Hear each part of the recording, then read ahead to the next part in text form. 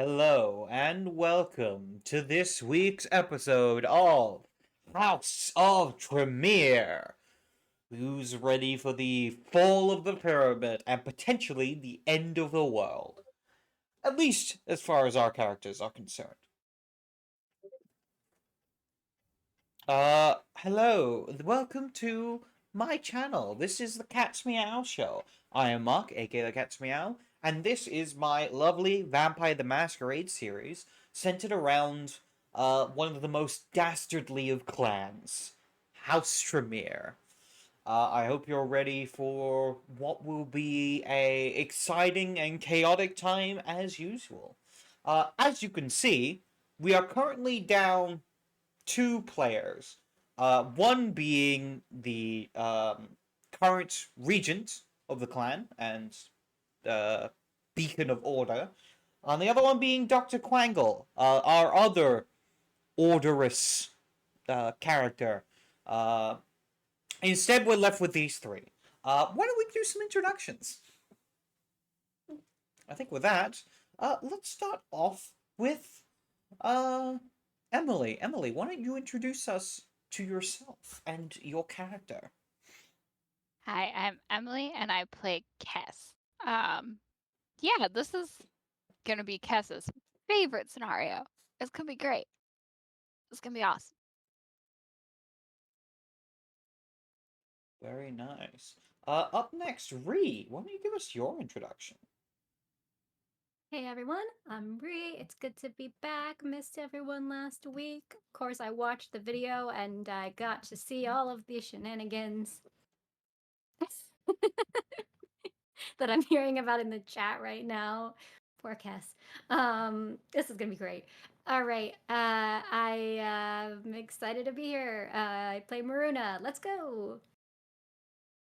Very nice. And last but certainly not least, Zach, why don't you give us your introduction? Sure. I'm Zach, and I play Hasib. Hasib is our young and naive student Tremere. Loves to raise his hand in class here at the chantry, and he's going through a thing since he found out that this isn't all just a big test, a big drill by the higher ups in the clan. Actually, the world is ending and everything's crumbling and we're all going to die. So he'll be fine. He'll be fine with this news, I'm sure. Very nice. I'm sure everything will be fine. Everything will be just fine. With that, we can probably jump right in with some chaos.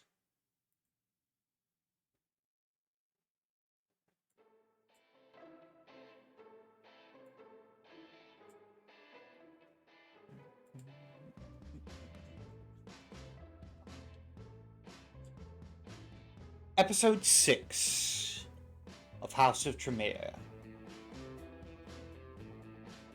We begin our scene focusing in on what looks to be a radio, sitting in a very lavish apartment, as we can hear the soft crackle of vinyl give way to a familiar voice to those who have been listening into Caligula's countdown. Like smooth midnight velvet, the voice comes through. Ah, you feel that, night owls? That's the kind of summer breeze that brings memories floating back. Old flames, missed chances, the ones who slip through our fingers and still haunt that jukebox of your heart. It's June 19th, 1999, and we're deep into another night on Caligula's countdown. The streets are glowing, the lovers are laughing, and some of us, well, some of us are still chasing ghosts.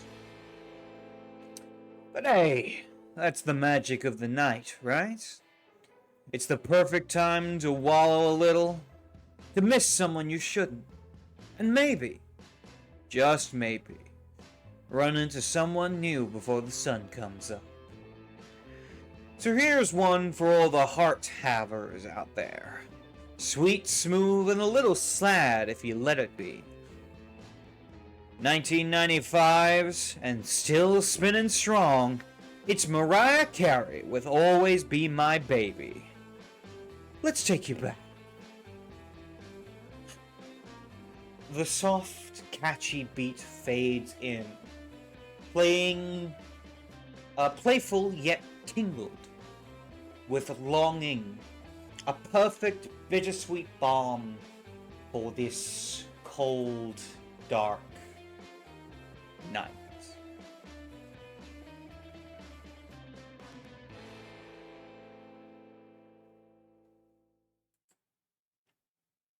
With that, we focus in on a perspective that was missing during the last episode. As the day fades and the night awakens, the sun sets and the moon rises, we focus in on the figure of Maruna. Is there any particular things to be of note of Maruna's schedule as she wakes up for the night? She wakes up, just like before she goes to bed, she usually consults the cards. Part of her rising ritual. Her head is spinning from the visions that she saw last night. And she's definitely waking up troubled a bit, with a lot of questions in mind. She will pull a card. As you reach forward and pull forth a card, the first card you pull is the Lovers.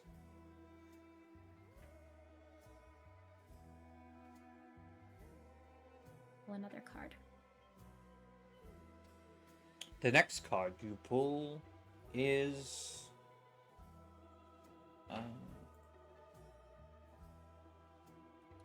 excuse me a moment. Oh, good. Sorry, I keep No, it's pulling fine. cards. I'm just gonna remember what the cards mean.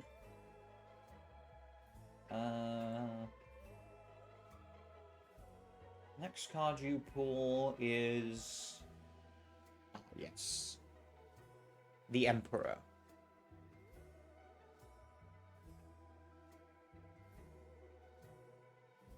And pull a third.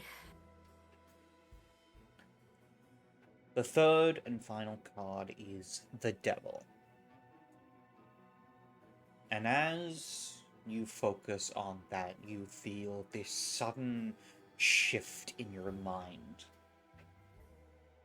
As something is implanted. A need, a desire. You have to see him. You must seek him out now. There is no time for distracted. To be distracted. He needs you. No. He wants you. And you must obey. I'm going to quickly scribble down a note for Hasib and leave it. And I'm gonna take a couple of things with me, including the book Alright. that talks about seeds in a language that's difficult to translate, because if there's anyone who knows what it means, it might be the person. That's true. I have questions. And then I will quickly, before others get up, sneak out of the chantry, as I have done Right. before. It is surprisingly easy to do. as we have noted. There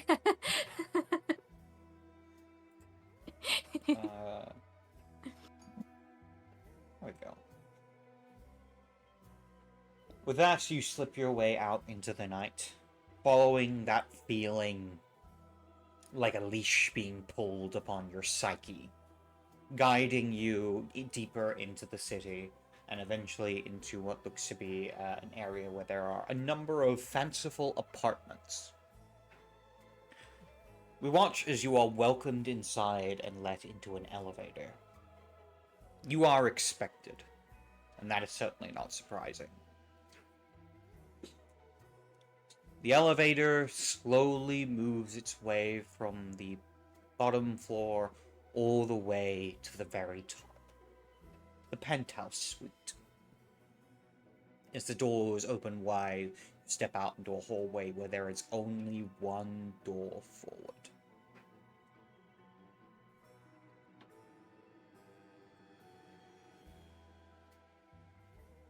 As you open the door, you step foot into what could only be described as a occult menagerie. Strange artifacts in glass cabinets, strange looking boxes and symbols mark the walls. You even see one of the big centerpieces in here, what looks to be a large, almost, I would say, glass coffin in which a figure lies there peacefully. Yep. I am familiar with this. As you step through into the back room that is used as a home for the one you see, you hear the sounds of music.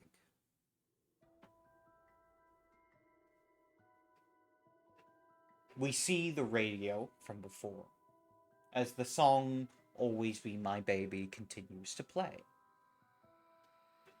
A light and beautiful tune, though, considering where you are, has an almost sinister undertone. As you step forward into the large, opulent lounge room, you can see that there are large couches that have been set up. And a figure sits upon them, his arms splayed out, wearing extremely fine clothing in a deep, dark red. Matching shirt and pants with what looks to be a deep black belt. His eyes sparkle with mirth, a greenish color, almost like emeralds.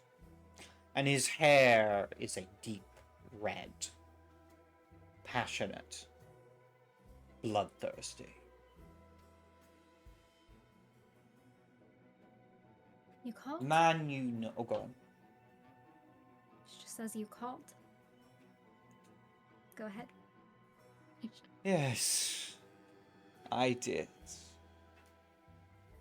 The man known as Fox Adams stands up from his seat, gliding over towards you,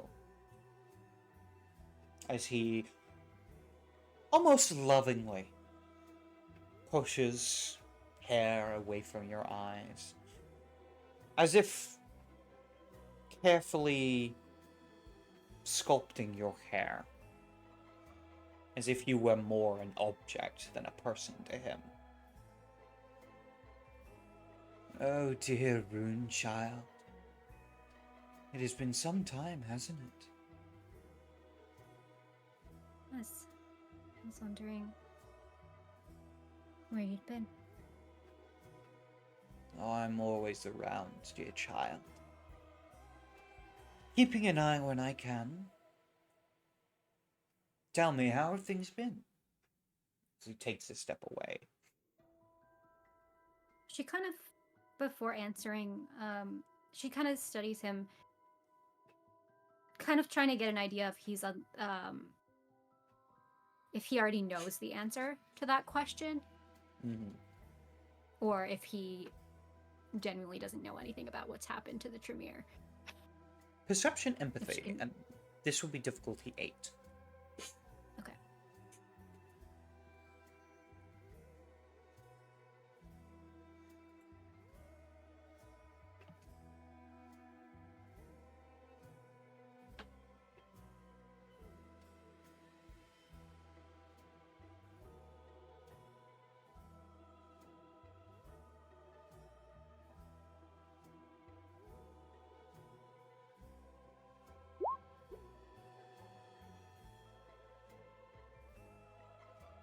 Two successes.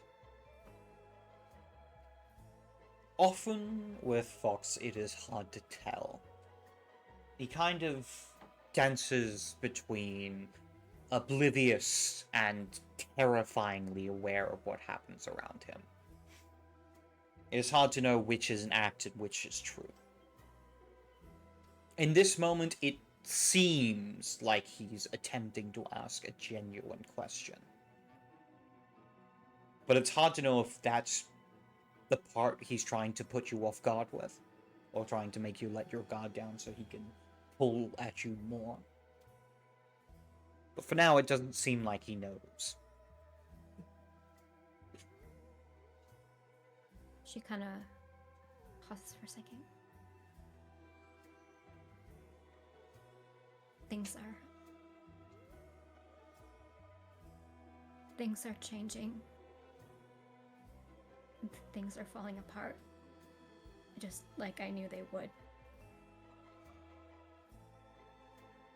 Oh dear child. It's starting. Don't tell me that they refuse to listen again. Such a shame. We have no choice now. Now it's affecting everyone. There's no more hiding from it. I just hope... I hope it's not too late.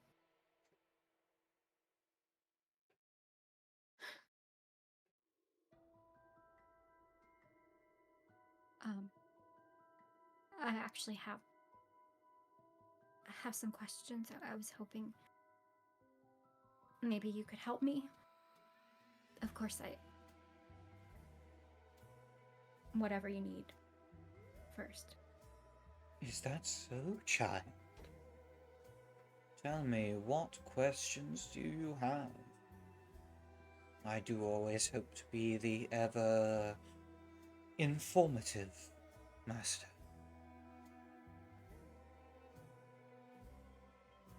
And she's gonna hesitate for a second before pulling the book out of her satchel. I've been trying to translate this.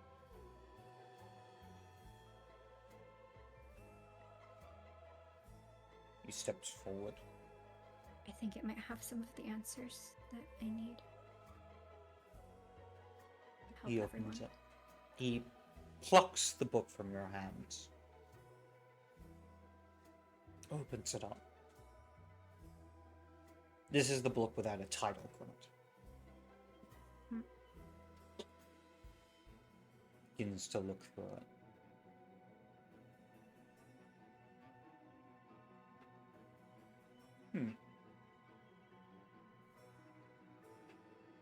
Odd. And closes the book. It doesn't seem to be in a language I understand. Oh. I see. What is it?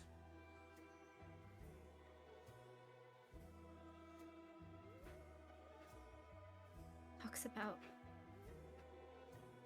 seeds. That's what I can translate. That's mostly what I've been able to translate. I see. Well, I'm not so much interested in a book on gardening. As he hands it back to you. She, kind of relieved that he's giving it back to her, takes it and I see. All right.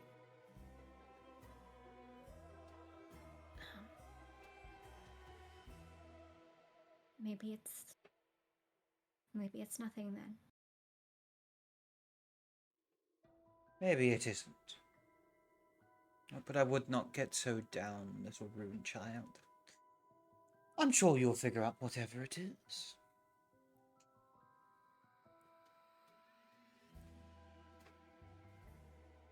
I appreciate your faith in me. Of course I do. I will always have faith in you, dear child. You have something that is far more beautiful than most.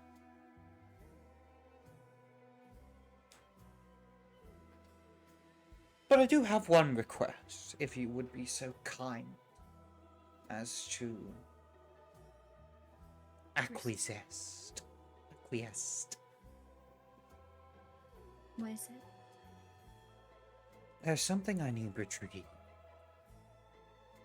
Something from a small group of nobodies within the city.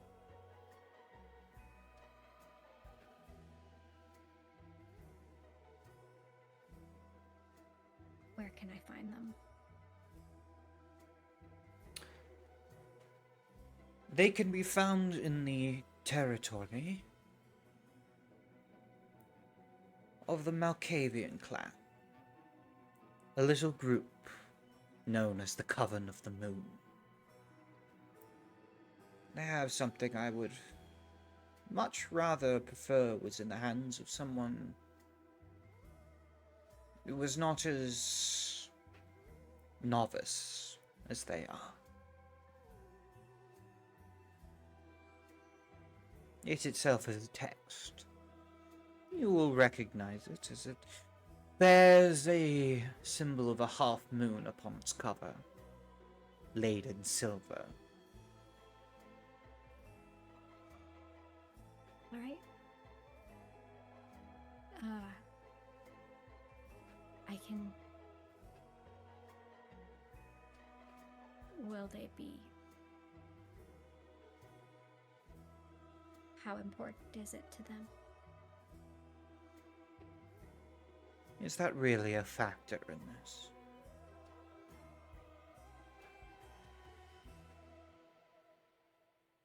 I suppose not. Good. As he stands and steps closer to you once more.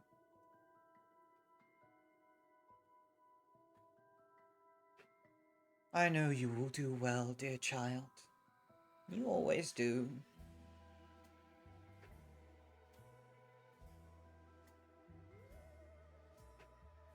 Thanks. Is that all? Yes, I think it will be. Good luck, sweet rune child. And I recommend you be extra careful this time around.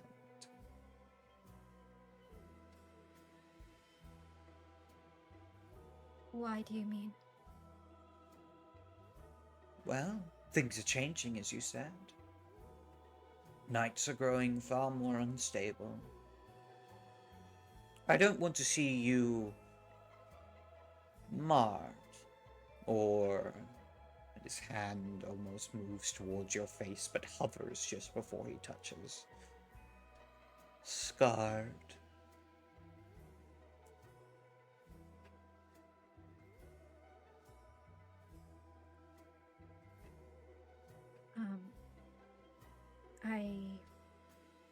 Is there anything in particular that I should be aware of? Any dangers that you know of that I may not in this particular excursion? I would not recommend going alone.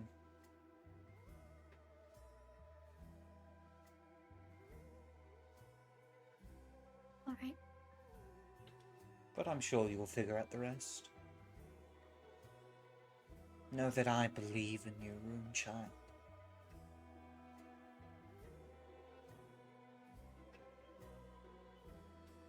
Well then.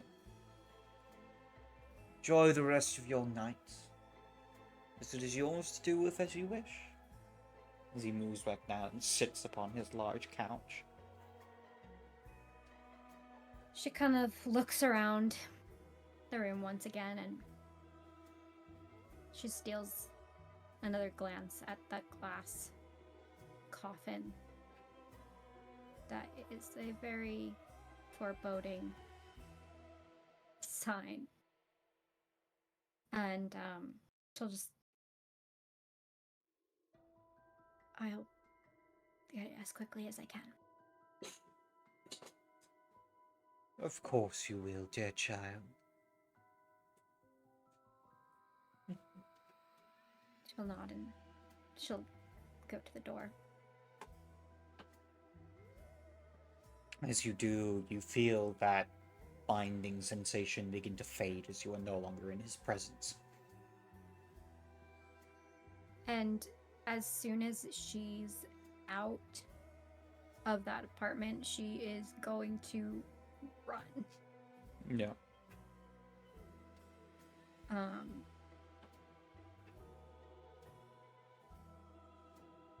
In the general direction of the chantry, but Alright.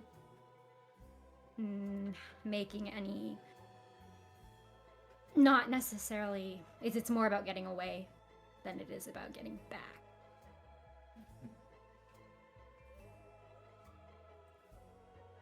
Makes sense. Alright. With that, I think we can cut back to Kess and Hasib, who are traveling alongside Hasib's sire.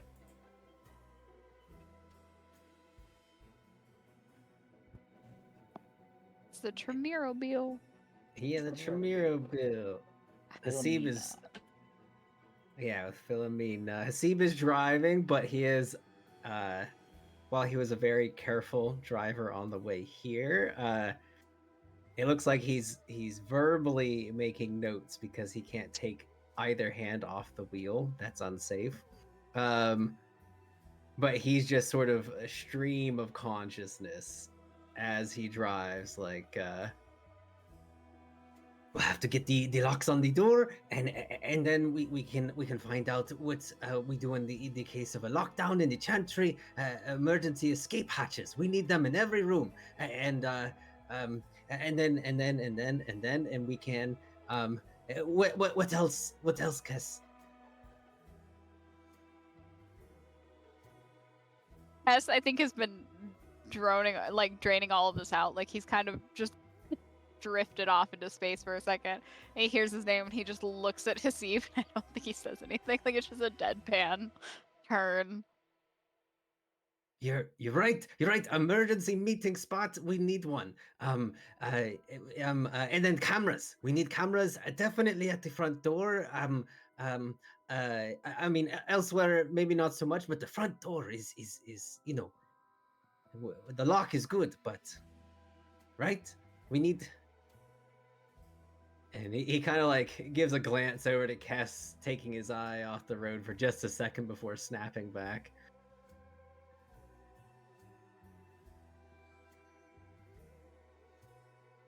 We'll handle it as we handle it. Another quick glance, a little panic growing. We can't handle it as it was handled before. The clan is falling apart. We are the last ones. We could be the last ones. We have to do something new. We didn't survive before, or the elders didn't survive before, so we must be doing something wrong. Hasib.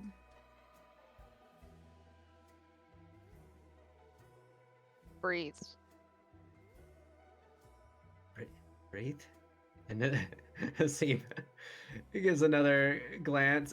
But this time it's a bit concerned. We don't. Are you all right, Kes? Just How? calm down. Take a breath if it helps you, but also you're driving.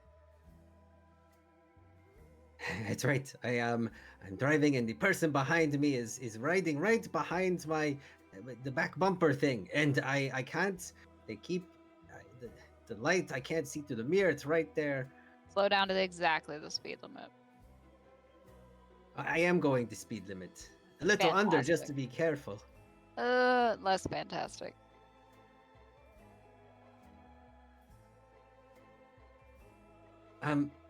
Sire, Hasib looks in the rear view mirror.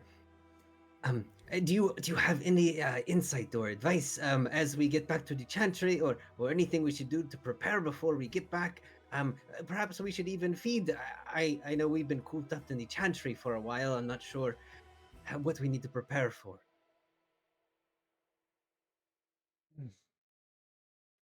I'm not sure.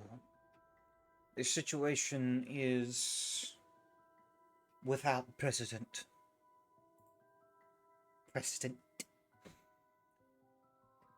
If you need to feed, take the time. I need to return to the chantry as soon as possible. There are notes I need to collect.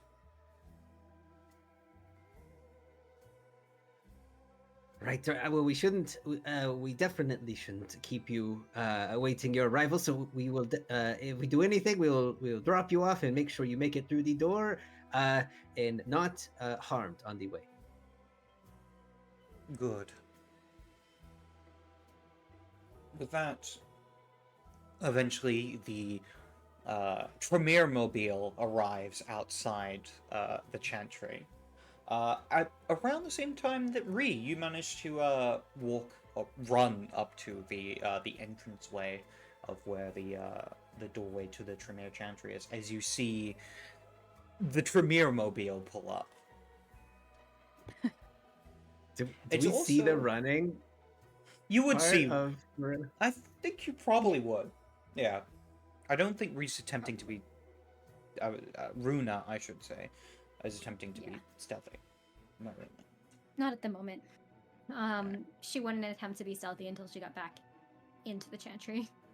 Alright. Also, Alright. Maruna, as you kind of slow down as you see the vehicle, you feel this almost strange warmth coming from the large book that you've been holding.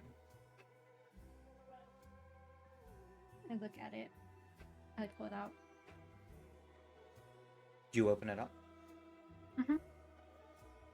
As you do, you open up to what is strangely a blank page. And you watch as writing begins to shift and appear. As you see the following words: Domus Oculus Tanum.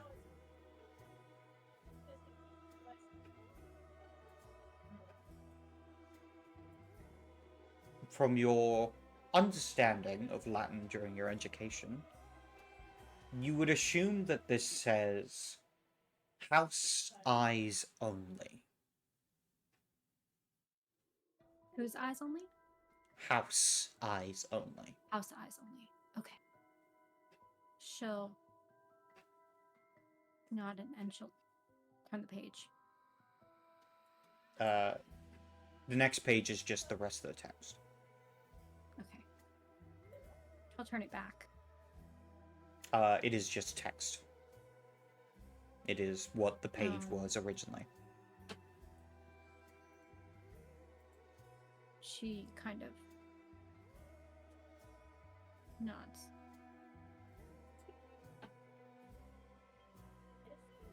It's protecting itself. That's why he couldn't read it. And she'll just take that and go back to the go back inside the chantry. Right.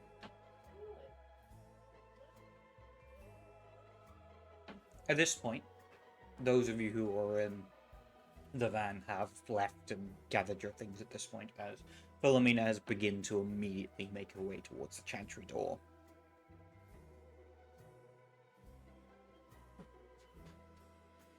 Hasib will rush ahead to open the door for his sire.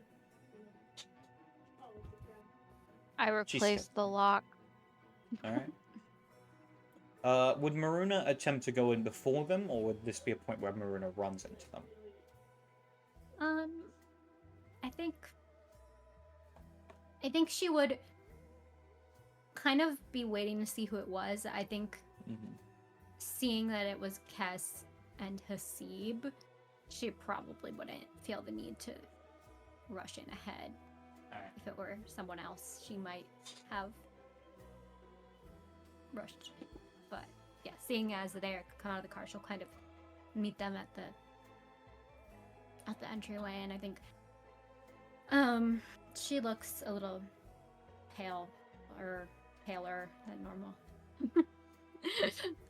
Should say to Hasib, Yes, he jumps immediately. sorry. Rooney, it's you, and you are back from he looks over to Kess or anyone else here, from getting the plant research that you were researching. Yes, thank you for communicating that with everyone else. Of course. But you are here and you are alive. There's been developments. Anyway, sorry, we're doing the lock thing. Fixing. Right. Of course. Cass has been ignoring this conversation, putting the lock while it's been happening. Steve's just there, like he's unpackaged everything and has the pieces. He's like the kid handing his dad like the parts whenever he calls for it or motions for it. Actually,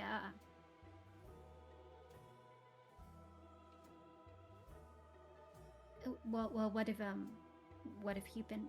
How's your evening been? Are you all right? No. In fact, we are all not all right. It isn't a test, Rooney. My sire I know. told me, and right. Cass leans back so that he can look around Hasib, because I assume he's crouching, fixing this lock. The other shoe dropped. What? There's what shoe? Oh wait, did It's sort of an expression. It means when something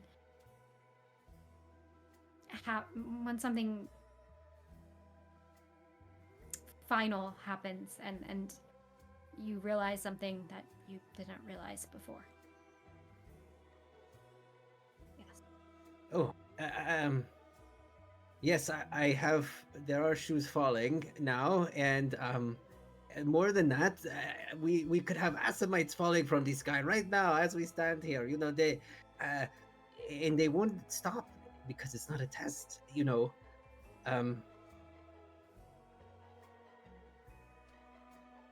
Yeah. So, Yeah. Hopefully, they're not falling from the sky.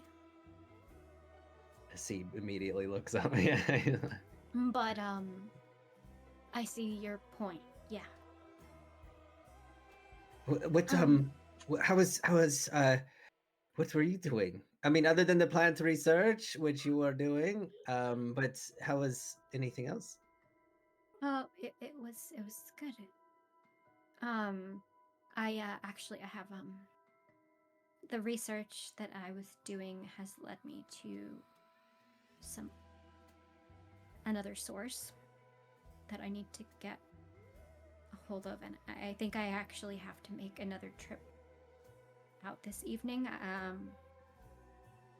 I was wondering if the two of you would go with me. Are you leaving the chantry? It's very unsafe, but I mean, we do have to feed, and we have been told we have to stick together. We should not go out alone. So Exactly, which is why I thought I would. I mean, I know you. Yeah, have you visited? Have you spent much time around the Malkavians? I've met one before. He was very interested in my notes, and I let him borrow them. It was just notes on city mapping, but kept pointing to this one place and said it was very important, vital or something. I don't know. He wandered away. But that's about it. Well, they're who I have to visit tonight. And she'll look at Cass and she'll say, and if you help me, I will owe you. And she says it pointedly. I think you see a smile, like as much of a smile as you see Cass give, which is like the ghost of one.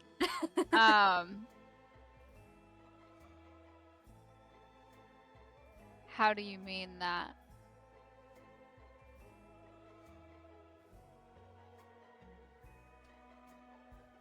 I guess it's hard to say when I don't know what you need. I know what I need. Usually, if you're making a bargain, that requires communication.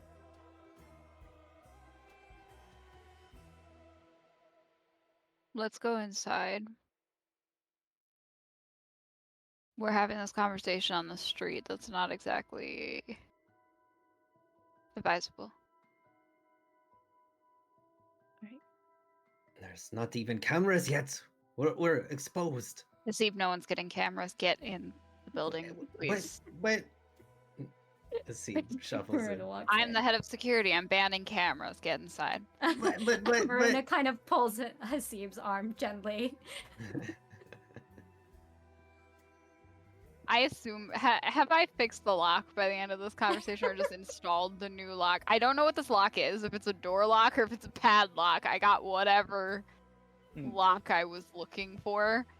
I so assume I'm it's unsure how actually a labor door intensive. lock. So Is it okay? Well, had to like take out the old one, put in the new one. All right, cool. Once that's in, I'll follow them inside and shut the door. That you step out into the lobby area of the chantry and move to whichever room you decide.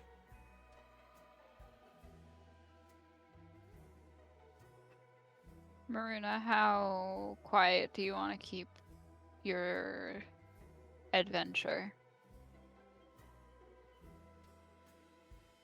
Quieter would be better.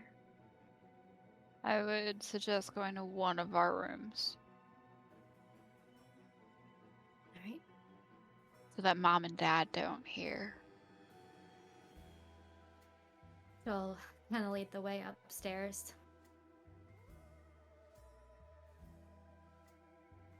Just reflexively, she'll bring them both to her room. Is the gargoyle still there? No, he's patrolling. Okay, good. Yeah. She, as soon as she gets in, she sits down, she grabs her cards. It's just like habit, she just plays with them. Because I'm curious, what's Marina's room like? I have a detailed description for guesses. Yeah, okay, so Maruna's room, it is very, it's very witchy. It's got she has her tarot card. She has some plants in her room, both like some that she's growing, and then she also has some dried kind of herbs and things hanging. She's got like a sort of a tapestry hanging from the wall, that's very like dark forest fantasy kind of vibes. Yeah, it's a lot of dark, moody, but also nature combined. Probably some stars somewhere. It's probably a star chart. Yeah. She'll kind of pull out. Hasib, chairs. Hasib has been in here many times, so he finds his favorite seat and just like sits down, his leg jumping up and down as he is in thought. Kes closes the door and leans against the door. All right. So, what do you need to know? I don't know yet. I'll tell you when I do.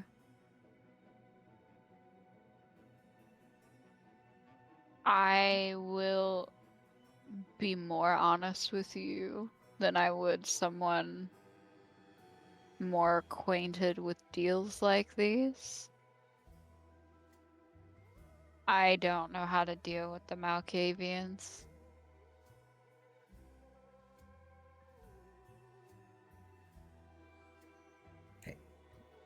How what are I have many questions. I can start writing notes. And he gets out his notepad and pen. What is our plan? What are we doing? Why do we need to go to them? Well, there's a book that I need to get from the Coven of the Moon.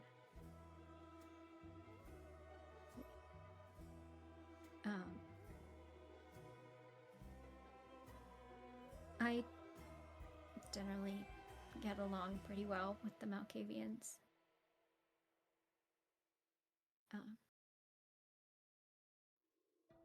I don't mind talking to them.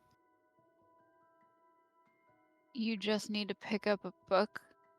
They have a library? We can sign in. I don't know how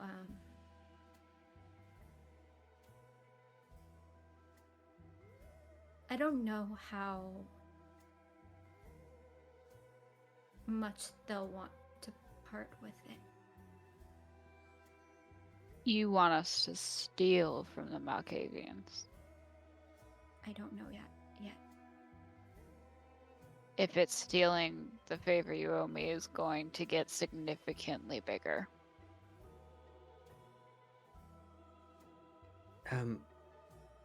Is it stealing or is it borrowing? Hasib Stealing, raises a finger. probably. If we can bargain for it, I would prefer that to stealing, but it doesn't always work out that way. Do I want to know why you need this book? She looks kind of uncomfortable, probably like more so than you have really seen her, Kes, because she's not normally very cagey about things. I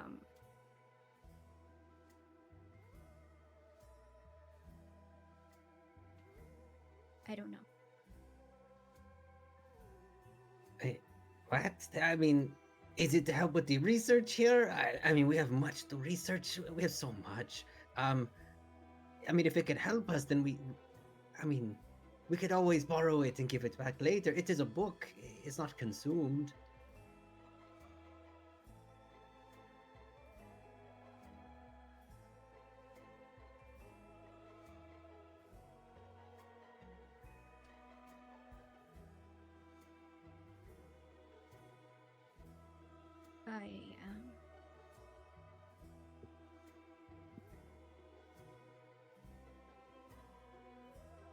I have to get it.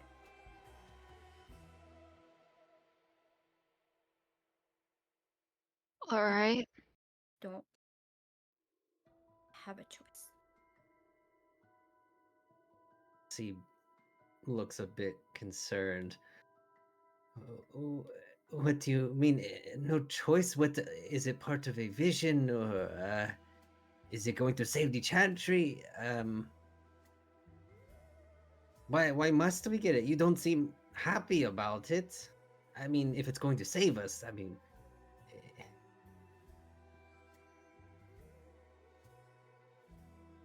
don't know how useful it'll be to us yet.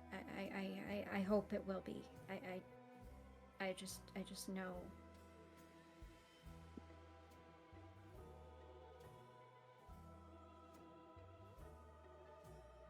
She kind of pulls out a card. Stress habit. I'm so sorry I keep making you do this, Mark. Alright, so you're drawing cards. Feast Let's go. card. He's card. At this point, I'm tempted just to make you a tarot deck in this game and let you draw for it. I have a physical tarot deck. Do you want me just I to also pull can one? draw. I can draw something. If From you could one, add, too, I if you could draw cards, just draw cards. Everybody has tarot deck. Zach, do you have a tarot deck? I am tarotless right now, so I need to get So on the many. I'm gonna ball. send you one. Okay, we'll pull a card. It's gonna pull a card, and it is the King of Pentacles King of Pentacles. reversed. In reverse.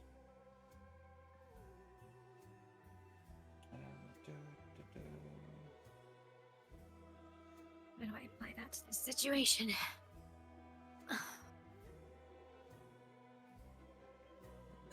Actually, it fits pretty well. Reverse. Well, if you need it, then we can get it. We just have to be careful, and we need to make sure we don't make anyone too angry. We are without many allies, and things have gotten even more desperate. Yeah. And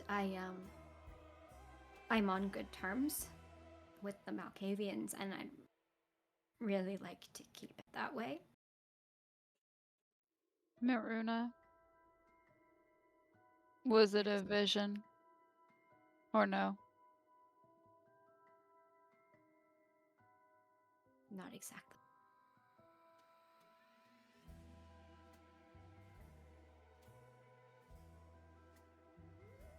Did someone tell you to get the book?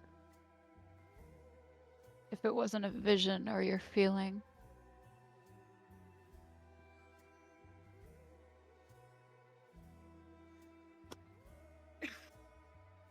I told you we all have strengths.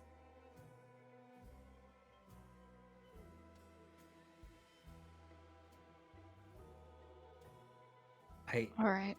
Did I miss the answer? I don't understand. And Nazim Alright, shakes I his head. understand.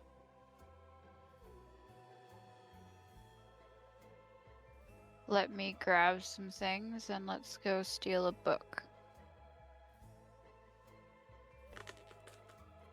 And Thanks. I'll grab some supplies. I'll get us some. I have a set of walkie-talkies. Well, they're more radio. If there's a walkie-talkies. camera in your stuff, I'm going to break it. I definitely was not going to bring a camera with us. Just, so, was he... I know you like the cameras, but, first rule of doing crime, don't bring a camera. You don't want it on film. Yeah. Right. We don't want to get involved with the authorities. Right. No cameras. Shame. But yes. Walkie-talkies though, because we may need to split up if this is going to be an operation. Marina just, like, holds up a cell phone. Like a flip phone, I guess. Mhm. Oh. Yeah, like that. Well, I mean, but I have a set of walkie-talkies. Alright. And I just got batteries. Look. Kes bought me batteries. And he holds up a They're pack of just- batteries. How big are the walkie-talkies? They're probably like standard. I don't know. So, like... They're bigger than the flip phone. Yeah, they're like. Just... Alright, I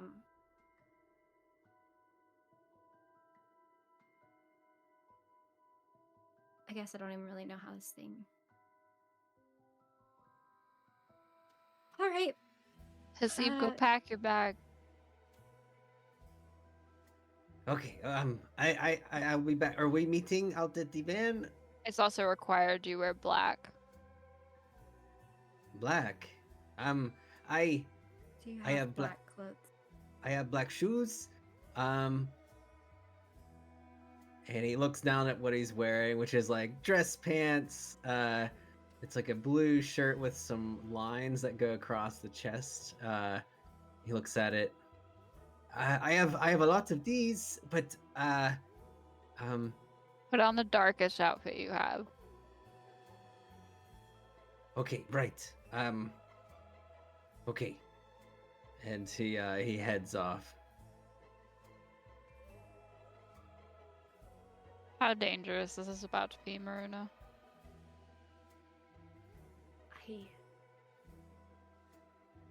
It's a good question. Think she'd actually like to. She's gonna consult with her deck and just her intuition to ponder that question. Work hard. Yep. I'm trying to see if I've got any like boosting things I can use. I guess just the insight. You can roll wits plus.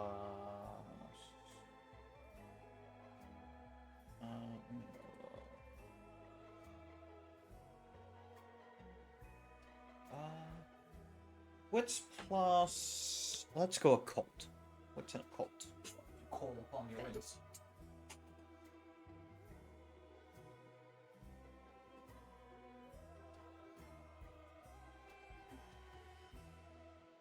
Difficulty? This will be difficulty 7. This is not.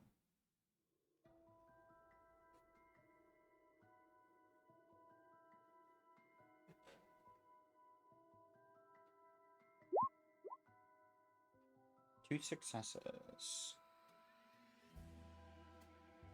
As Maruna focuses in on her ability to see the unseeable, the card that is drawn is the Hermit. And you get the feeling that there is something dangerous. That's only if you go there with hostile intentions. It is something that seems like it wants to be left alone.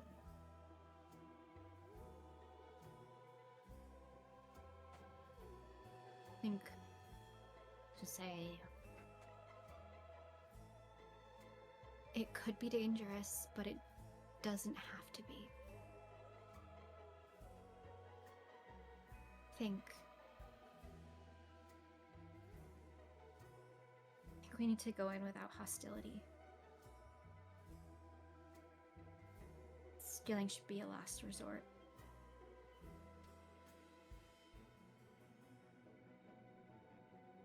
I know this is outside of your wheelhouse.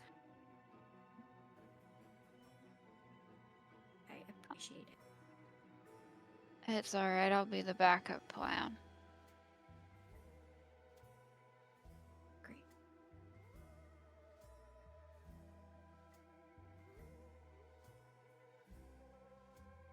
I'm gonna grab a few things. I'll meet you at the door. And he leaves. Okay. At which point you will prepare for what will be the next events. With that, we're going to jump to a short break. We will be back in a mo. So for those of you who are watching, stay tuned. Things are about to get spooky. Why? Yes. No. The A-team's on it.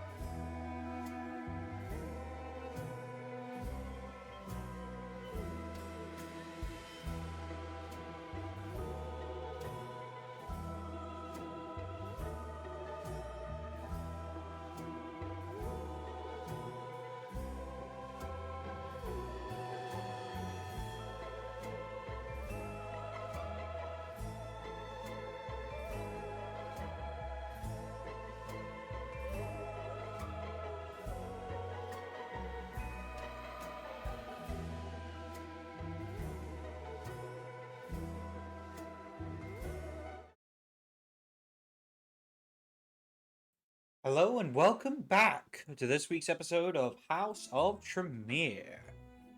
We begin the second half of our game.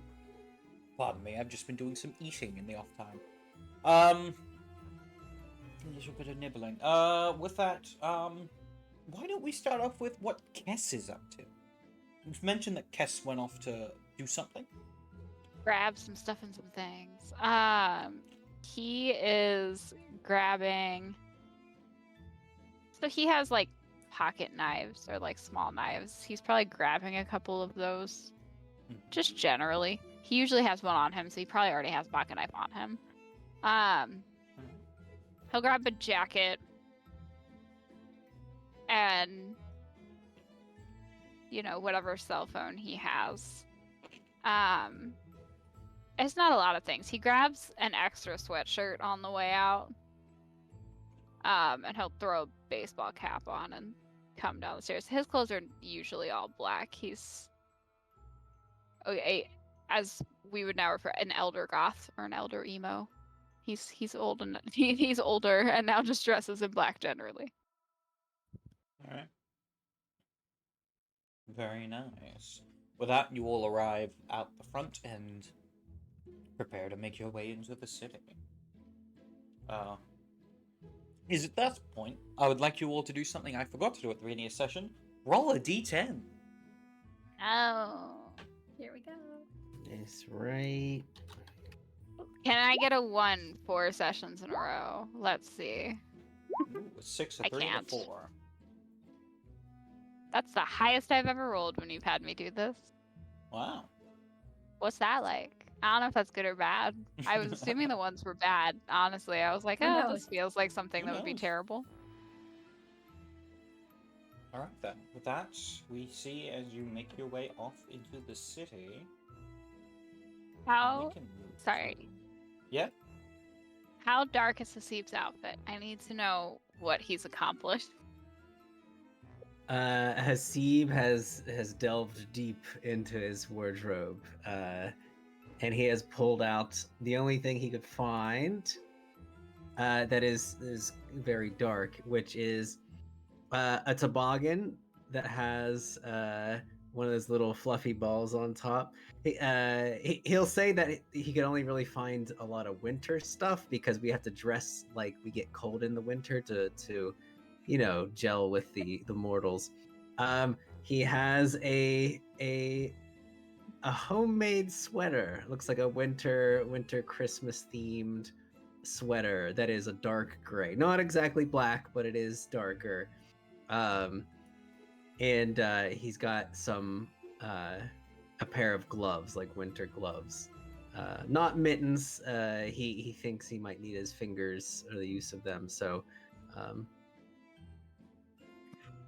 When Cass gets down the stairs, I think he takes, like, he does one of the things of, like, he turns Hasib because Cass is obscenely taller than Hasib.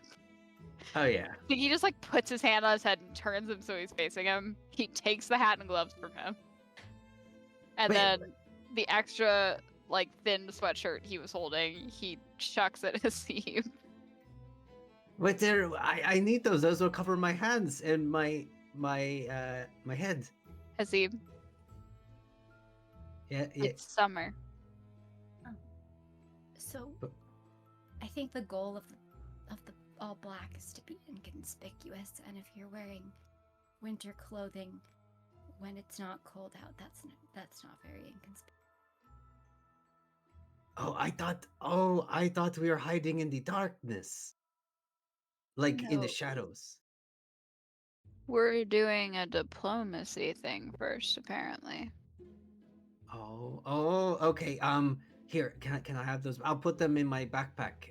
He's brought a book bag along, and if we need to do the sneaking, I can put them back on. Then we shouldn't be seen. And here's your walkie-talkies, and he hands over 2 walkie-talkies. I've already preset them to the right channel.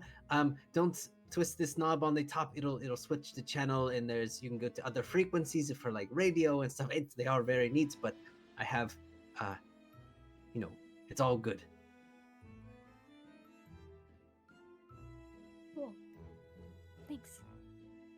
Let's go.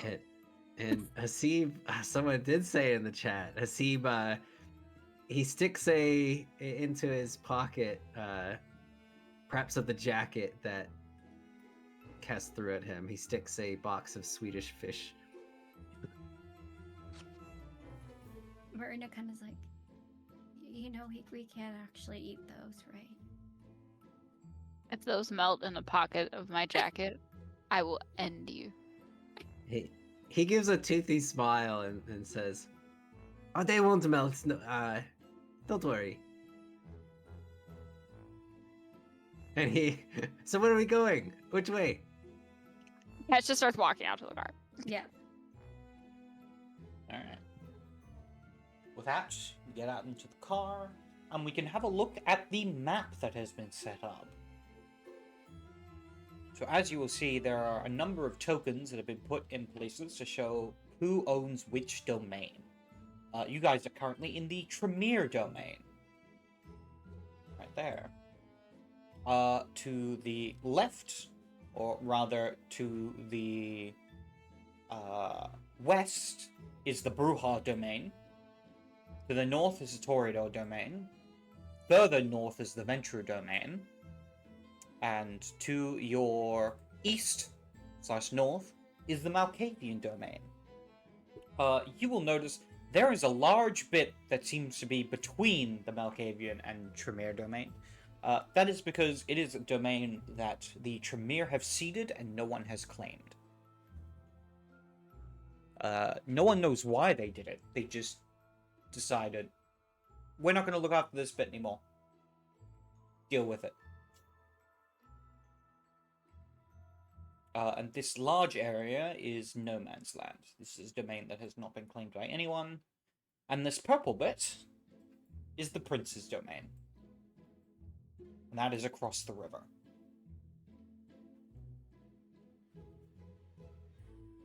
Alright, but you guys start here. Can we get a little picture of a van? Maybe a Oh. little van. Navigation menu. Little van. But yeah, Hasib will drive if nobody else wants to. He two hands on the wheel at all times. Turn signals, driving the speed limit. All right, so I haven't been there. So where do we go? Cat's let Maruna have shotgun, so she can direct.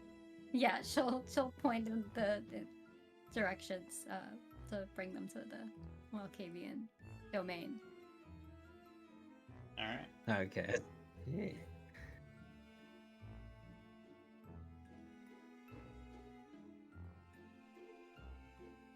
Alright then, you begin driving before eventually you cross the lines, the blurred lines, if you will, of domain, riding through no man's land before eventually arriving in the familiar part of town.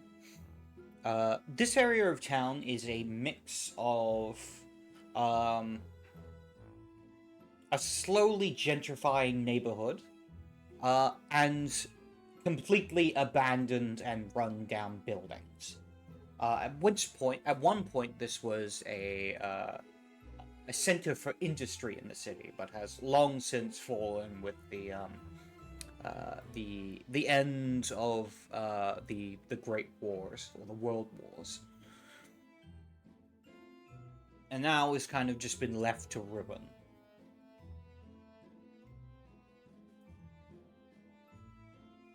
At which point, are you driving for a specific location? Maruna, I believe you have a positive relationship with the Tremere? I mean, not the Tremere, the Malkavians. Not the I do. Tremere. Not the Tremere. Yeah, I have a more positive relationship with the Malkavians than I do with the Tremere, if I'm being honest. Yes, I do. And did Fox give me any information as to where to, I mean, other than just the Coven of the Moon? He gave you like a general idea of where they were, but he wasn't specific. It was in the Okay. more rundown area of the Okay. domain. All right. She'll go. Yeah. She'll, lead them to where. Look for a place to park somewhere around there, and since she's friendly with and on pretty good terms with the Malkavians, I think she's visited, they talk visions and the esoteric and kind of vibes well. Brings her tarot cards over. So she would look for a familiar face and to kind of ask around. Out of curiosity, are you wandering through the gentrified part of town or the rundown bit of town? Probably. Would I be more familiar with one part over the other? There is certainly a more likelihood of you running into a Malkavian contact on the street in the rundown area of town. But the gentrified bit is kind of where a lot of them tend to congregate and feed, as it's. Got it. Yeah, I mean, I know that the kind of rundown area is where we're ultimately headed, so I'll make for that way. If we pass through the more gentrified area and there's crowds, then I might stop, but I wouldn't go out of my way to go through there. Makes sense. We are about nearing midnight at this point in the game. So it is a lot of the busyness of the streets has quieted quite dramatically. And at this point, the only people who really seem to be out on the street are people who are looking for trouble, or those who don't have a way to get out of trouble. You see there looks to be a lot of numerous of the homeless population that kind of live amongst this area between some of the condemned buildings and on the streets. Actually, I have an idea. I know who I can ask. And she's gonna, as they, get onto the street, she's gonna, look down between, the cracks of the buildings and stuff and start looking for, some moss or, some little plants that are growing up that she can ask for direction. Why don't you roll me a d10 and tell me high or low?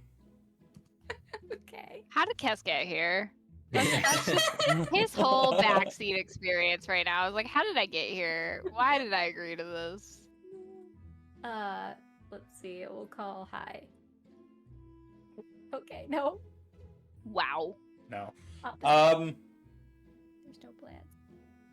Unfortunately, a lot of the plants in this area seem to mostly just be weeds that are kind of growing wildly. And a lot of other dead plants that have kind of been left or have had something nasty poured on them. Or have been used as ashtrays. Kind of frowns at the sad state of the plants here.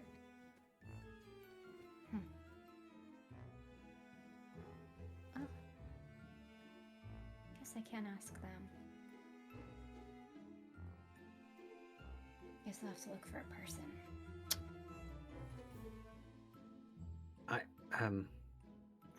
What about that person? And as he points out a random person sitting in an alley, they probably have lived here.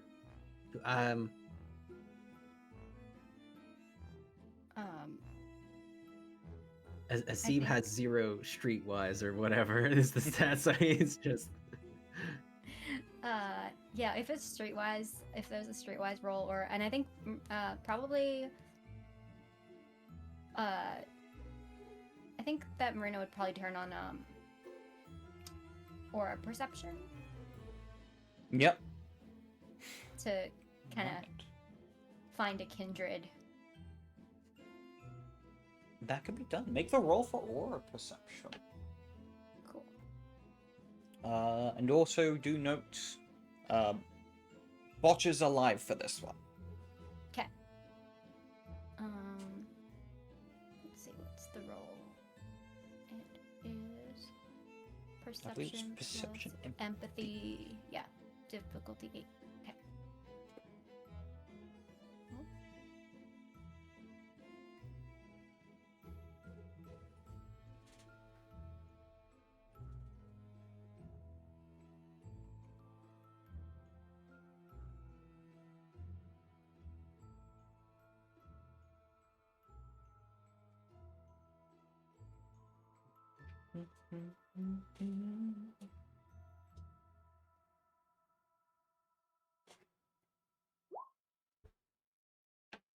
One success.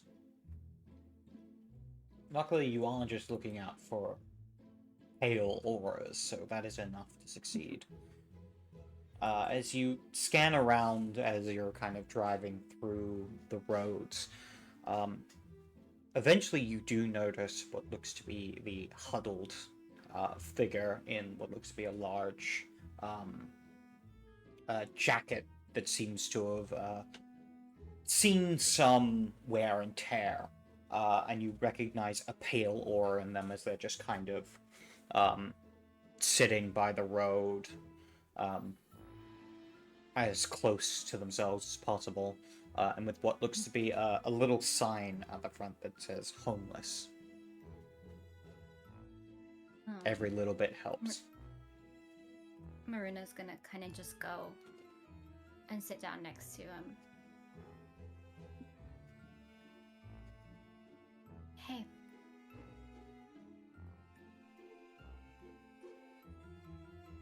What do you want?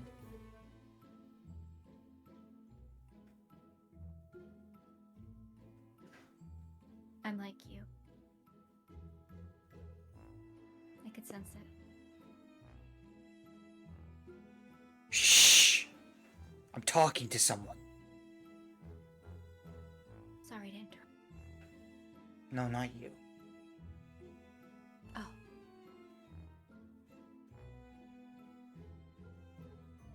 Why do you want to talk to the doctor?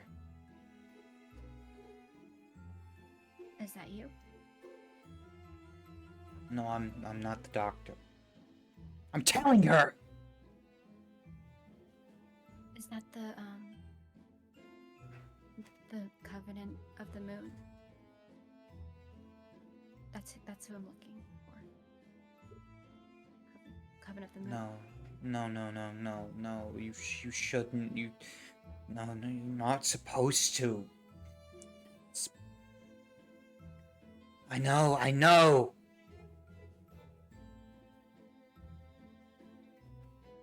Do you seek the doctor or not?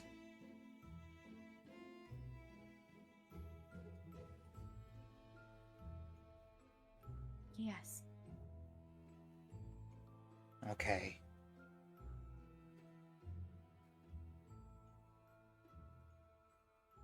He stands.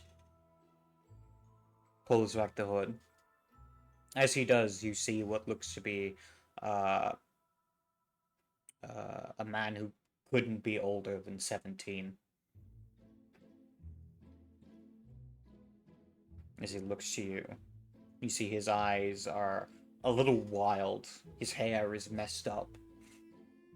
His dirt caking and covering his hands and his fingers and his whole body. Follow. The doctor will see you now. As he begins to walk down the street. She'll follow him. She'll Uh, leave it up to the others. She'll kind of glance back and just kind of give a shrug, like, you can come if you want. And she'll just say, I'm going to see the doctor.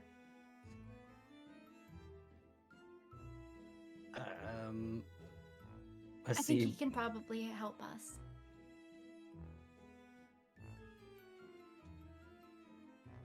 As he just nods, like, of course, of course. He has his walkie-talkie in one hand as he walks forward. Hissy blocks the car, and Kess will start walking after Maruna. What's your name? I'm Maruna. Turns to you. My name.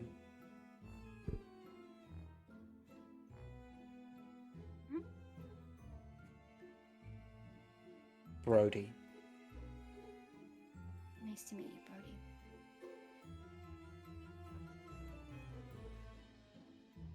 The doctor doesn't like waiting. I guess we should be quick.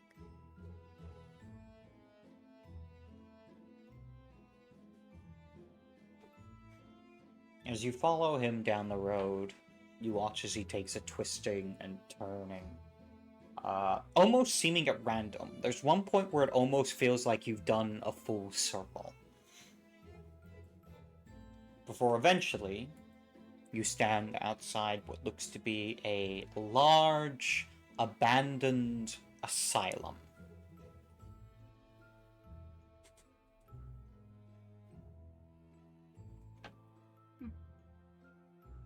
And you can see on a sign, it says, the Heart Heights Mental Wellness Facility.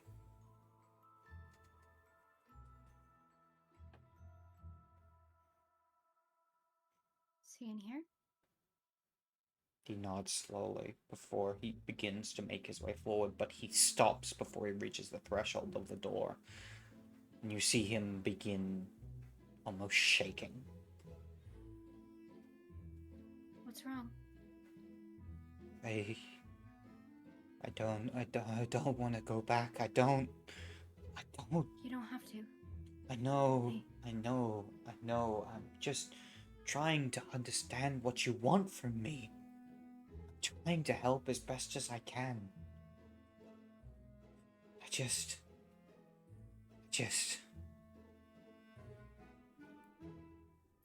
The doctor will see you now. As he turns around and begins walking off into the street. And you are left outside the front Thank of you. the asylum. And as you say Gonna thank go. you, he goes, "Don't thank me. Don't."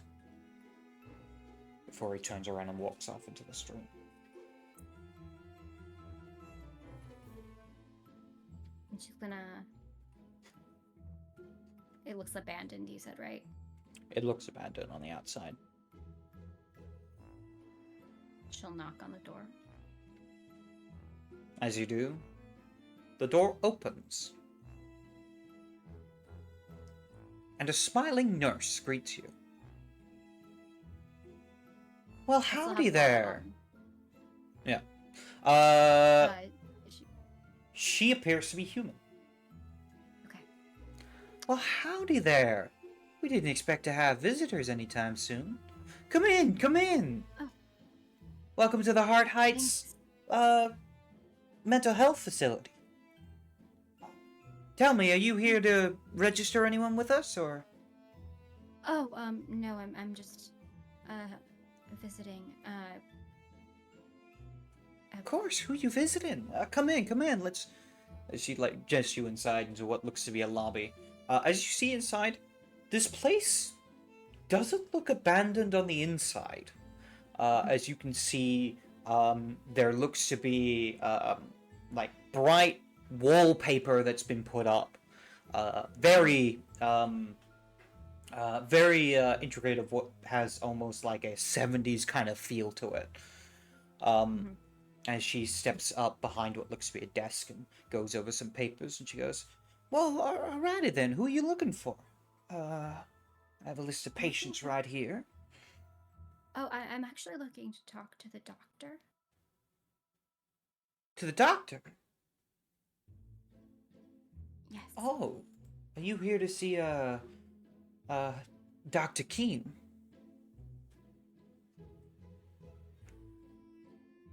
think so. Of course, of course.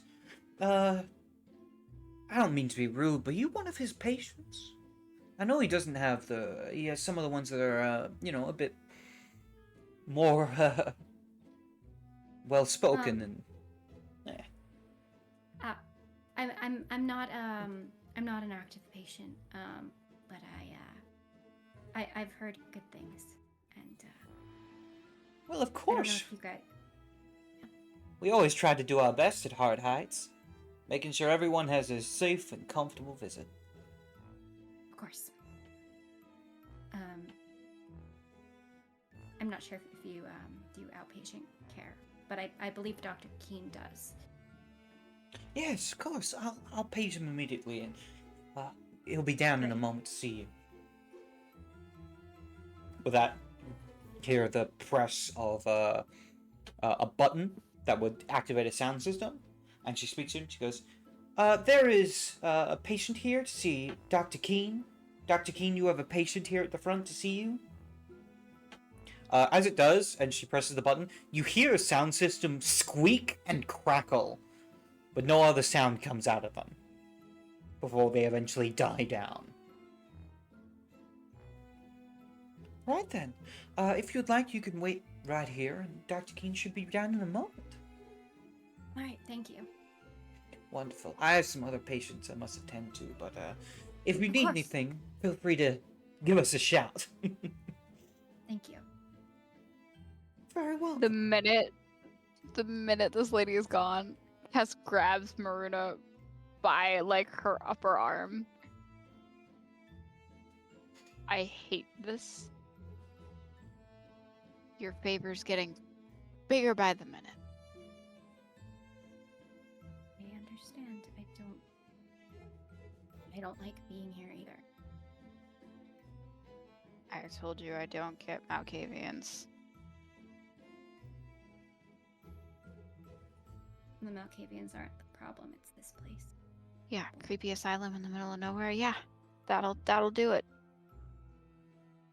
Make them feel like they're crazy for knowing things that they... Never mind.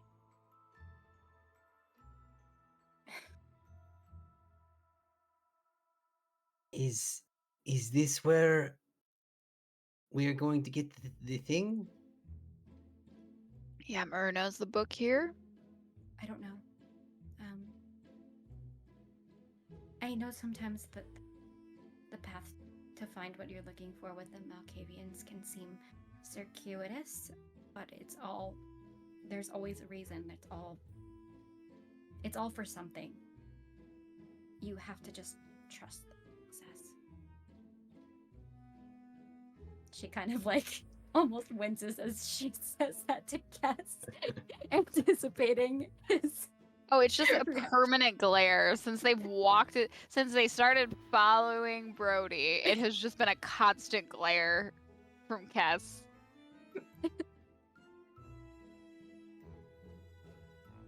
It's at this point, you all suddenly notice that there's someone else in the room.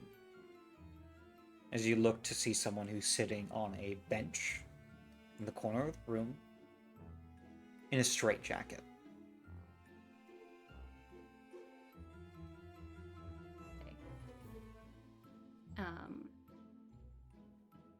They seem human. Make another roll. Okay.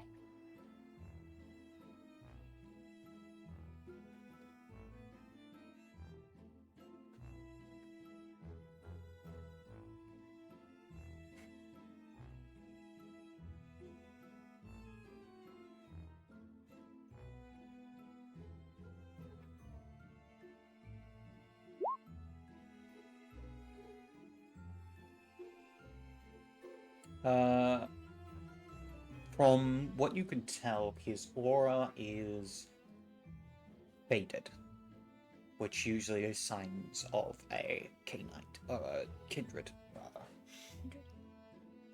What else you see is that he seems to be in distress. You can see his aura is brightly colored and shifting and changing. she's gonna go over.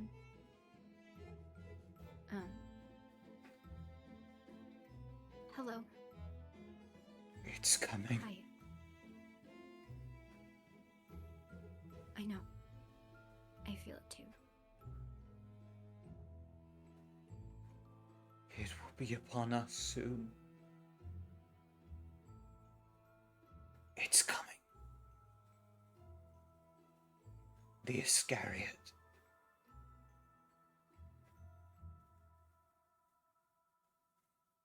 Are you scared? It's coming. It can't be stopped.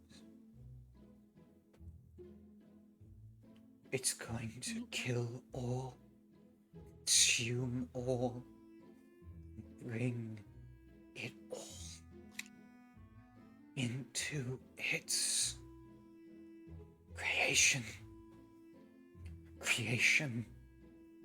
It wants to create it. It can't be allowed to continue to create. What does it want to create? The seed must be planted. The seed is to be planted. At this point, you Where? watch as he raises his head back and smacks his head against the wall. It's coming. Bang. Another smack up on the wall. It won't be stopped. Bang. Another smack up on the wall. At this point, there is blood that is beginning to flow. She's gonna kind of grab the shoulder, and I think she's gonna actually try to use awe to get him to stop. All right. Roll your roll.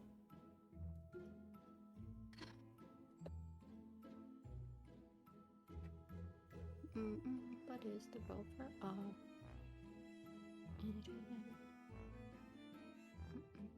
Charisma plus performance.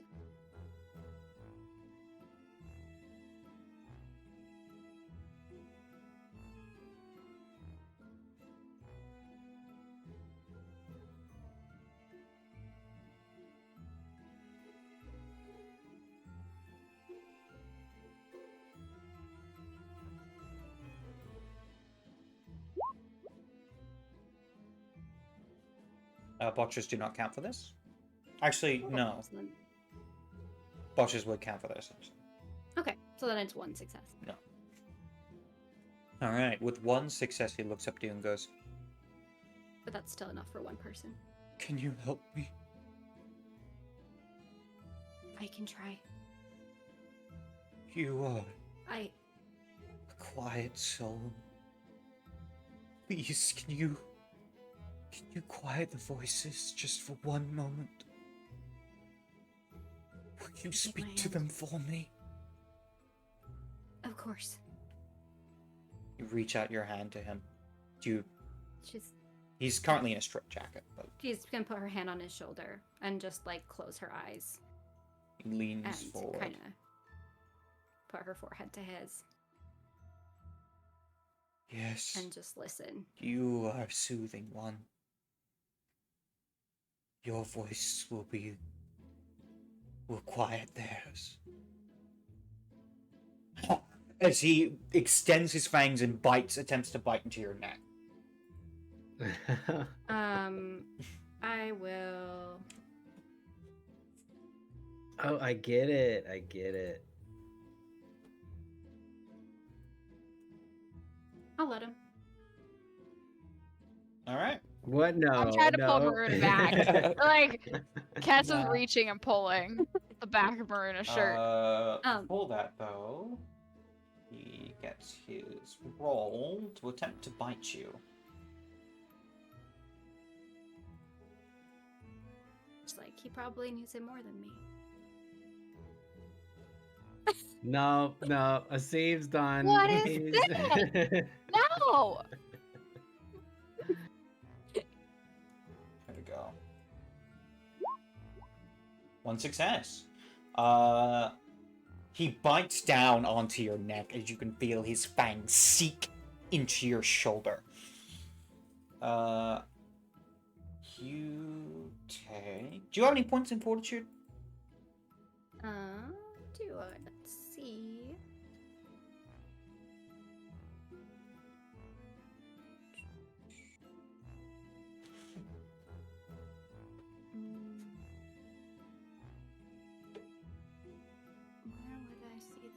don't I don't think so. It'd be in your think disciplines. so. Yeah, I don't. Yeah. Yeah, no, I don't. Well, then. I'm gonna re-roll for that because I want something. Okay, that'll do. Because I Uh, want something. I want something. I'll split the difference. You take 1 point of aggravated damage as he bites into your Okay. neck and tears into the flesh with his horrible fangs. Kess, what would you like to do? If I've grabbed Maruna and this guy is clamped on, I'm going to immediately like wrap my arm around the neck and just start twisting the guy's body away, like trying to Alright, get trying him to to let pull go, his but head making him away? exceedingly uncomfortable. Sure. Even if it moves snapping necks, you know, whatever we need to do, it's gonna be fine. Make a strength and brawl. Can I roll that without a token being out? Oh, they're down there. Never mind. Yeah, they're down there. They're over there. All right. What am I rolling? Sorry. Strength and brawl. Great. I'm so good at these things. How do I? I'm the best one to be doing this. I'm so sorry. Well, Hasib, What's the difficulty? Standard diff. So diff Okay. six. if Hasib is trying to help, can that add dice or something or lower the diff? Sure, what's your brawl? Oh God. I got the most amount of successes I could. His brawl is he has 1 dot in brawl. Alright, but you he can only roll has one one extra strength. die. You can roll Roll one extra die. extra one. I got as many successes as I could have gotten. I would just like to point that out. I would also like to say that's probably not enough. You get one But more dice. You got one more dice. You got one more dice. come on, Hasib. Oh, am I rolling it? Do you want to roll it or do you want me to roll it? You roll up it. to you go guys. for You want it. me to roll it? Okay. Hasib's he's flailing, trying his best. An 8, which would be a success. So 2 successes. Success. 2 successes. You managed to pull his head back and force his fangs out of Maruna's neck. As you hear him go, "No, no, your voice would be quiet as the ball. Maybe you could convince them to be quiet. Join them, please, please, please." Ah! As he just seems I to be keep him on the raving and ground if I shuffling. can. Yeah, you shove him onto the ground. Yeah, I'm basically just using my body weight to keep him on the ground. As he is in a straitjacket, he can't get up. Just please calm down. It's gonna be all right. It'll be all right. You can't fix this. This is what they are. He just begins sobbing on the ground as you see bloody tears fall down his face and pool in a pile. Before the door opens, and a figure steps in. We see a man in a tweed jacket. Nice, comfortable pants. A pair of glasses that sits upon his head, his face. And what looks to be a small little card that's like clipped onto a pocket. The card itself says Dr. Keene.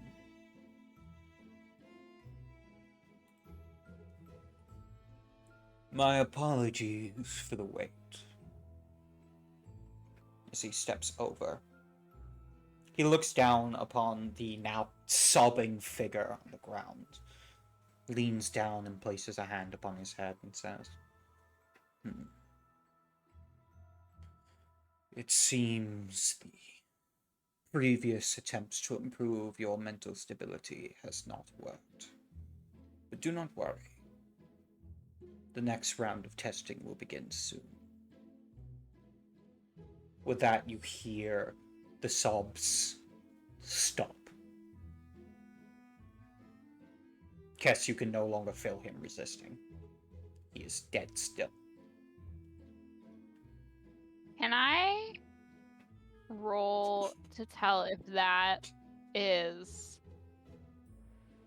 a freeze of him being relieved or him freezing because it's a terror response? It's like, is he tense Perception, freezing or is he empathy. relaxed? Perception, Okay. empathy.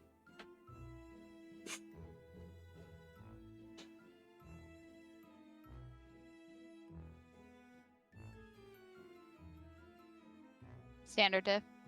Yep. I say I'm laying on him. I was hoping it wasn't super difficult because It's not I'm particularly literally on difficult. top of him. But it's about being able to distinguish between the two. Botches Are don't we count for this. counting? Okay, so 2. 2 successes. It definitely feels like he's more catatonic than he is calm. But it's not like a tense, like, you know, like where they talk about fight, flight, or freeze, and people Yeah, yeah, yeah. freeze in their entire body. Like, is it that, or is it like his body relaxed and he's just out of it? I think it would be his body relaxes. Actually, he's just out of it.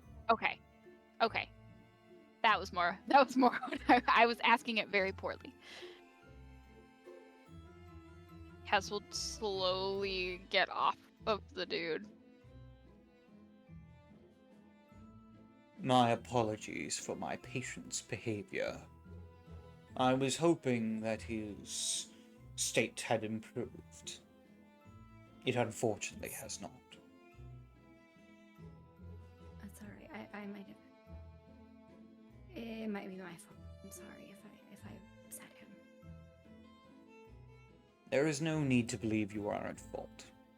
This is simply an unfortunate abnormality of the brain. His psyche is damaged. Do I get? Can I tell if Dr. Keen is kindred? Do I need to make another aura? We'll say you can use your previous one as the same scene. He is indeed a kindred. Any of you can make an intelligence politics if you would like. If you have politics, I should say.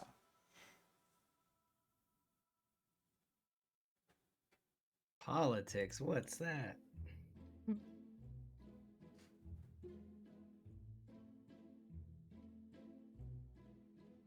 My brain can't find politics. Okay.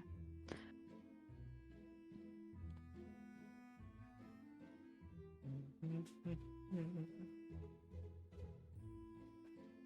not have. I do not either. I was Do like, any is of you somebody have gonna roll? politics? And I was like, nobody has politics. Nobody has politics, I huh? can roll straight intelligence. Our 2 people with politics are currently not with us. Yeah. Unfortunately not. We are unsupervised. Okay. I think she'll just say, Dr. Keen, is there perhaps somewhere a bit more quiet we could talk? We can talk in my office. This way, please. Great. As he leads you out of the room and deeper into the mental wellness facility. Yeah. Marina is like notably uncomfortable there. You can see there is, despite the bright and colorful wallpaper and the nurses that come by with big smiles on their faces, the patients do not seem to be having a good time. A lot of them are cooped up in what look to be almost cells. Many of them either curled up in balls, some of them sobbing, some of them laughing. Other ones seem to be painting the walls in what seems to be their own excrement. Others in their own blood. A lot of the ones in blood seem to be things like, get out while you can, do not trust the doctor, sanity, none. And the final one, the lunatics run all the asylums.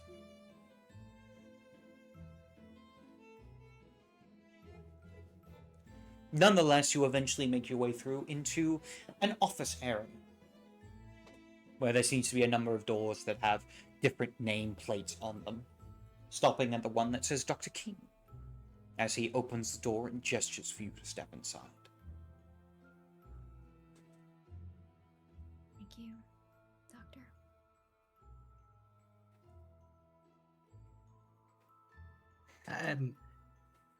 Yes, quite the nice facility you work here in, sir.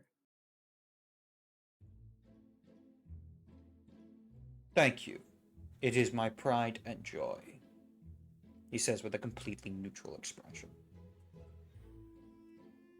I was actually hoping that maybe you could point me in the right direction. Close. I'm looking for something. Someone. Is that so? Yes. What do you What know do of the you... moon? The moon?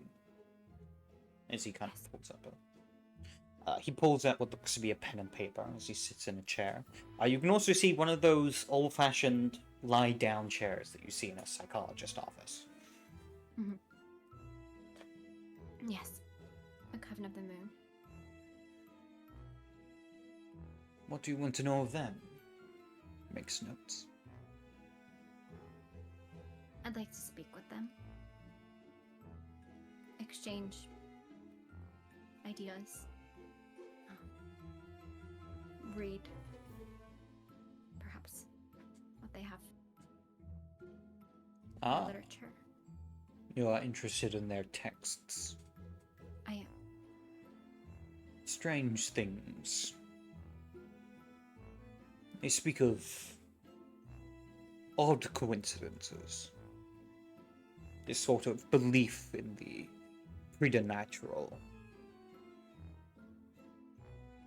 Odd delusions, but there are certainly bits that seem to make an odd amount of sense. There's often some truth in madness, you say? To an extent. It is a vision of the psyche. And when it is damaged, it tends to see the parts of society that we wish to normally ignore.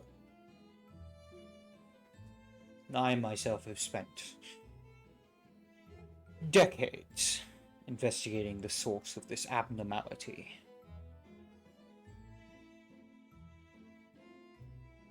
And what have you found?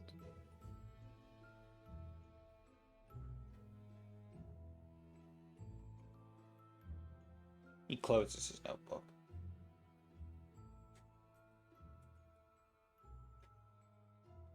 The world is not always as it seems. There are those who can see the world for what it truly is. And often they are damaged by such experiences.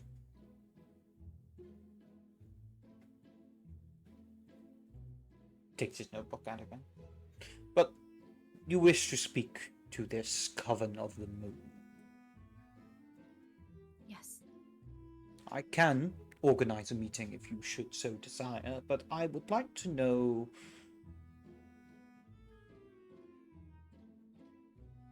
whether you would be willing to partake in an experiment.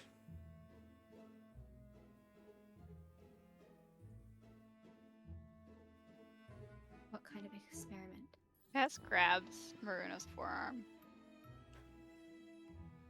You are a unique one among even your own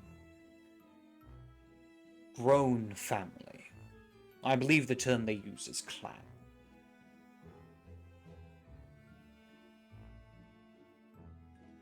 Are you without one? No, I have been told I am of a clan, and I am of the children of the moon. But I have never so much felt a kinship with those I was supposed to call brother or cousin. They all seem to be damaged in their own way, and I'm simply trying to find out why.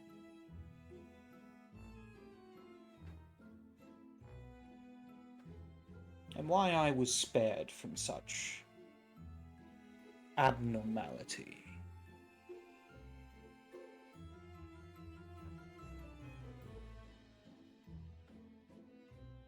So, what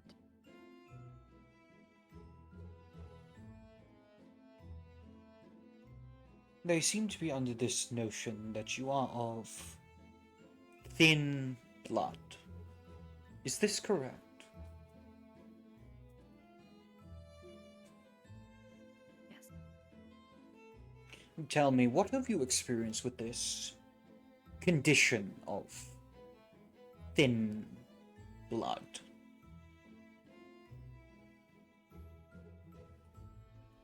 You may call it a condition. To me, it's just who I am. I am certain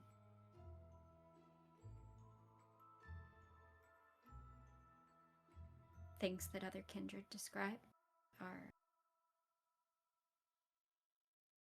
lesser to me. I see. He continues making notes in his book. But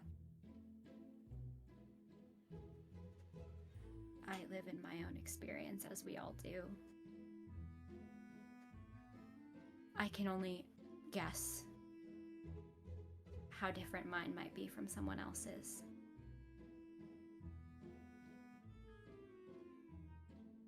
Tell me, how is your psyche? My psyche is fine. Have you had any thoughts of self-harm? No, Makes a note. not in a long time. And tell me, do you suffer from the craving of the iron that is found within the blood?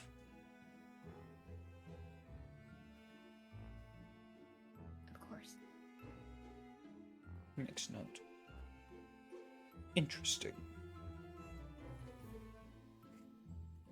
Well then, that is all I needed for the moment.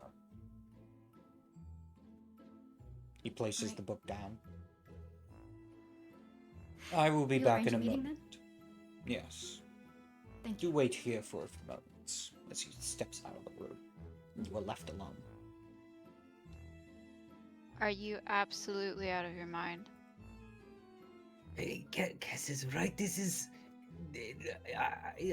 not right. We do not stay in this office.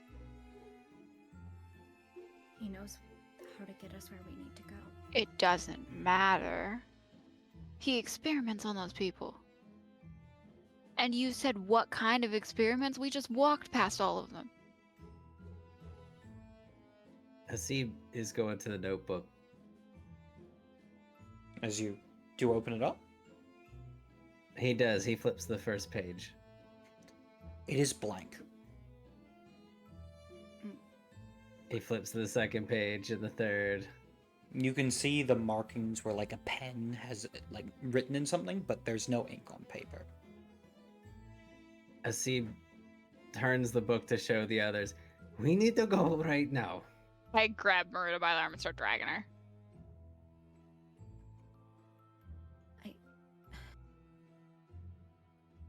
But I have to get the book. I don't care what you have to do. At this rate, you're going to get us all killed. You offer Don't- your blood to somebody and just give it, and then you offer an experiment to a doctor who you don't know, who we just walked through halls of people that seemed like they were being tortured. I didn't agree to anything.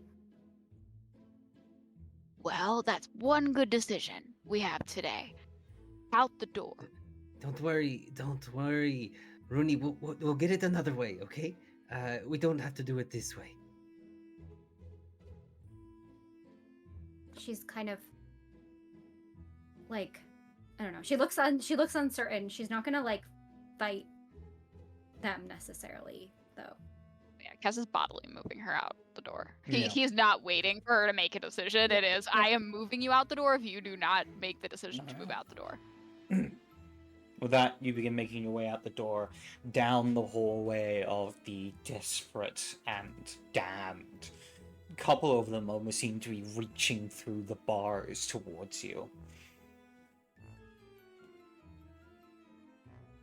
But I imagine you continue through. Oh, yeah. I'm in charge of the movement speed. We're moving. Cass is making sure the Marina doesn't stop though for anyone A else. brisk walk for Kess, a run for Hasib to keep up. All right. With that, you enter up into the waiting room, where you see the nurse is behind her desk. And she goes, "How was your meeting with Dr. K? Well, how was your meeting with Dr. K?" It was very good. We're gonna go. We're in a little bit of a rush. Have a lovely evening. Oh, are you And I'm going you to sure you don't want to organize another Drag appointment? Maruna out. Yeah. Going out the door. I don't care.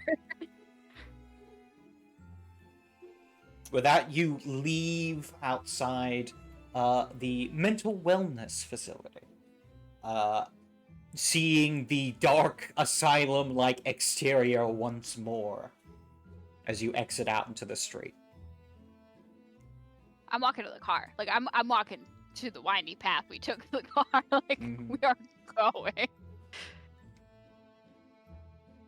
I don't know any other way to get there. It doesn't matter. That way involved you being trapped in that place like everybody else.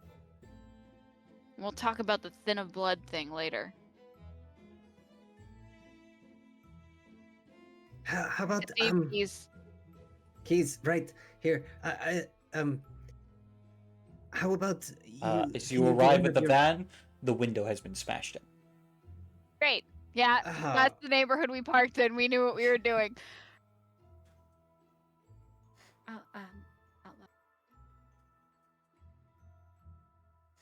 What was that?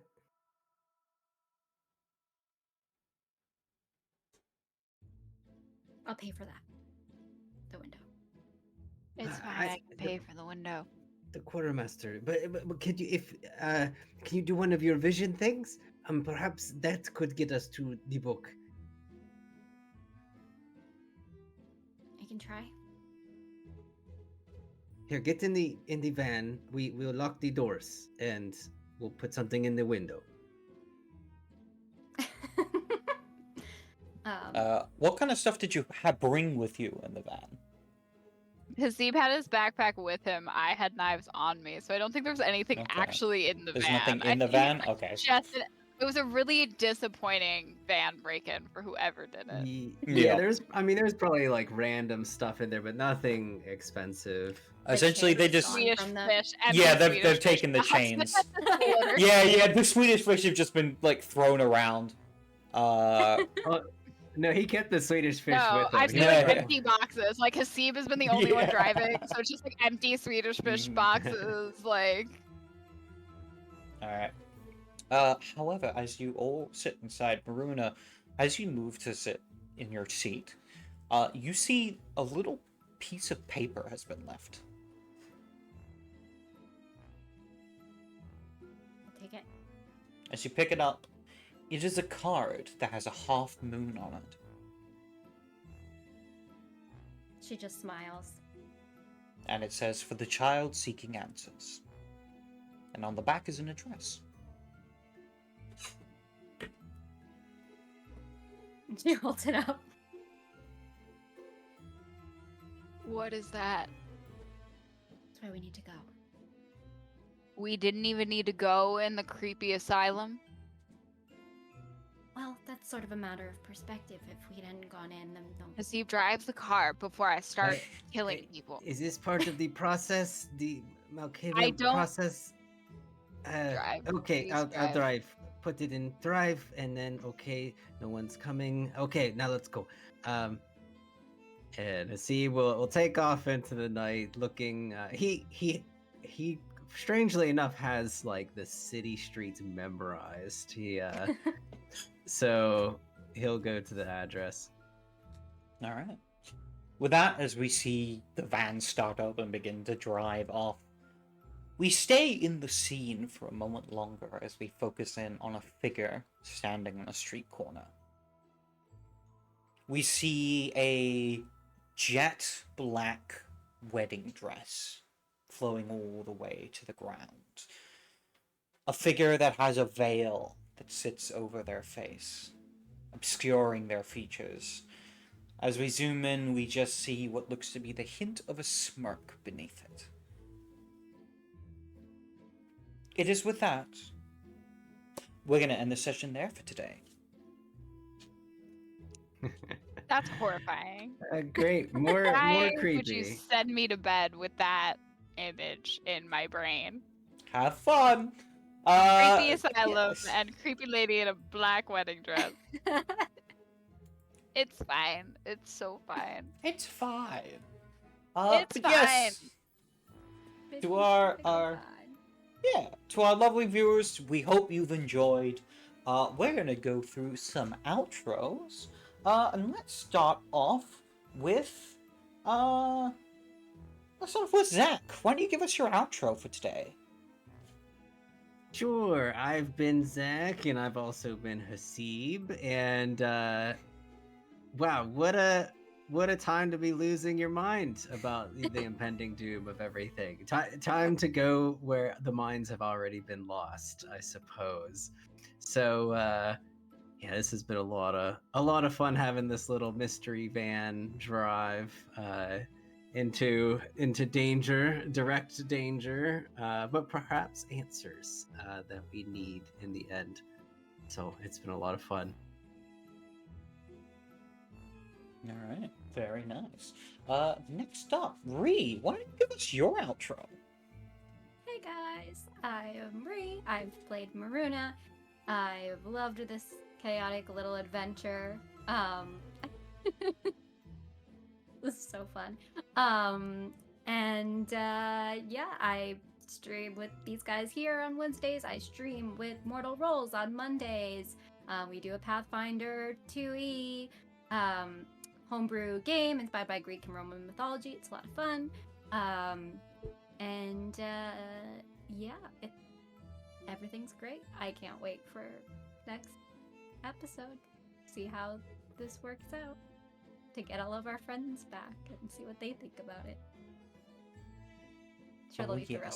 Jordy will I'm be sure thrilled. it'll go very well. They'll be pleased. They're gonna scream. They're gonna scream at us. It's gonna be over. Speaking of screaming, Emily, why don't you give us your outro? Love that that's my outro there. Hi, I'm Emily. I played Kess. Kess was having a time tonight. A horrifying time. I am on this game on Wednesdays. I am also in another game called Gathering of Branches. So our Gathering of Branches game is on Tuesdays at 10:30 EST. It is a Pendragon game that Taking Time Bob Gaming runs. We go into fairy stuff around the time of anarchy before, the Boy King era. So it's very chaotic right now and lots of fairy appearances, and my character also similarly getting frustrated and horrified in that game as well. How I ended up in these parallels, I don't know. But check that out for sure. Check out all of Mark's awesome stuff. I know that he had a game that just ended, so I don't know what else to plug because I don't know.